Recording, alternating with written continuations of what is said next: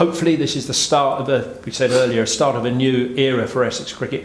The ground development plan, and not for us to talk about this, that's been well looked after by Derek Bowden and his team on that. It is a subject that gets raised from time to time, and I'm sure Derek and his people will update members as and when there is something. I know one thing I'm sure that you're only too keen to emphasise is that we're not going to get ourselves in debt over it. But the prime aim at the moment really is to get into that top flight, isn't it? The first division cricket, and be back to where we all want to see Essex cricket, competing with the best. And we'd like to think perhaps that the structure is in place to not only win promotion, but to sustain a place in the first division. We don't want to be a yo-yo club. No, absolutely. I mean, there is no point in us just making that big step and then, coming down again the following. To be relegated is painful, but our aim is not to just get into Division 1. No, it's to get in there, make our mark and win it. And that's how we think. So, and I think we have to, once you start thinking, well, let's just get there and possibly, just sort of stay there. No, we have to really not only stay there, it's get to the top. And that's the thought process the whole way through. That's the thought process right through the club. But the one thing I did make clear, and I will always say this, we will never let this club go into debt. I'm not prepared to be part of a club that's got unbelievable debts that we can't manage, we can't finance. That is no good for this club. And that's why I said with the ground development, one thing we won't do is get ourselves into financial trouble. Right now we are financially stable. Yes, it's hard, and we have to work very hard to make sure that we kind of increase our income each year.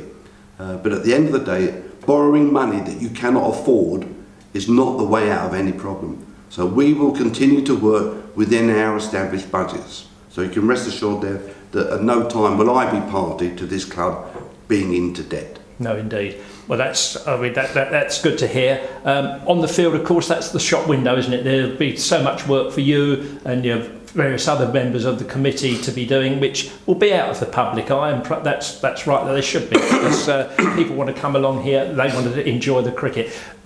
The structure's in place for so many entertaining players out there, exciting time, players who are coming towards, if you like, the peak of their career, others who are just taking those first steps, who I'm sure people you mentioned earlier, young Aaron Beard, Callum Taylor, Dan Lawrence, just to mention three, very exciting prospects already on the England radar, all three of them at this early age. So they're the future of the club. We don't want to develop players and then find them going off elsewhere. As the club grows, that shouldn't be an issue, should it? We should be able to match anything that they may be getting financially, and not only financially, but have their own ideas of what they want to attain in the game. If they're playing for a first division club, why would they want to go anywhere else? And we have to make it a club that not only, we want players to want to come here.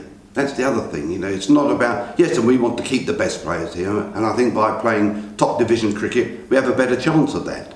And I really want Essex to be, if you like, the employer of choice.